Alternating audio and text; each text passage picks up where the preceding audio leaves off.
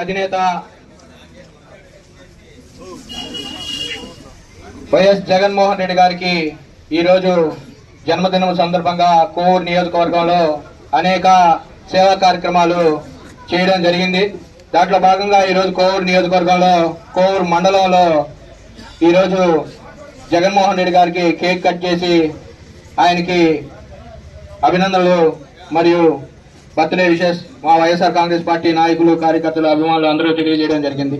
దాని తర్వాత గవర్నమెంట్ హాస్పిటల్లో బ్రెడ్స్ అండ్ మరి ఫ్రూట్స్ ని వాళ్ళకి అందజేయడం జరుగుతుంది. అదేవిధంగా గవర్నమెంట్ హాస్పిటల్లో హీటర్స్ లేవని చెప్పి ప్రసన్న కుమార్ రెడ్డి గారికి తెలియజేస్తే ప్రసన్న కుమార్ రెడ్డి గారు 25 లీటర్స్ సంబంధించిన గ్రేజర్లు 2 పంపించడం కూడా జరిగింది. తర్వాత సాయిబాబా గుడిలో జగన్మోహన్ రెడ్డి గారికి పూజలు నిర్వహించి ఆయన అష్టైశ్వర్యాలతో, ఆయుర ఆరోగ్యాలతో, సుఖ సంతోషాలతో ఆ దేవుడి బలం, శక్తి అతనికి ప్రసాదించి 2029లో వైఎస్ఆర్ కాంగ్రెస్ పార్టీ తిరిగి మళ్లీ జగన్మోహన్ రెడ్డి గారు సీఎం అయ్యే విధంగా ఆ దేవుణ్ణి కోరడం కూడా జరిగింది. ఈరోజు ప్రజలు కూడా జగన్మోహన్ రెడ్డి గారు తిరిగి మళ్లీ ఎప్పుడు సీఎం అవుతారని చెప్పి ప్రతి ఒక్కరూ ఎదురు చూస్తున్నారు.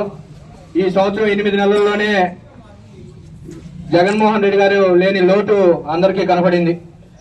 పోతే కోవూరు నియోజకవర్గంలో వైఎస్ఆర్ కాంగ్రెస్ పార్టీ తిరిగి మళ్లీ 2029లో ఇప్పుడు దాకా లేని మెజారిటీని తిరిగి మళ్లీ ప్రసన్న కుమార్ రెడ్డి గారు గెలుస్తారని కూడా ఈ కార్యక్రమంలో మేమందరం తెలియజేస్తా ఉన్నాం.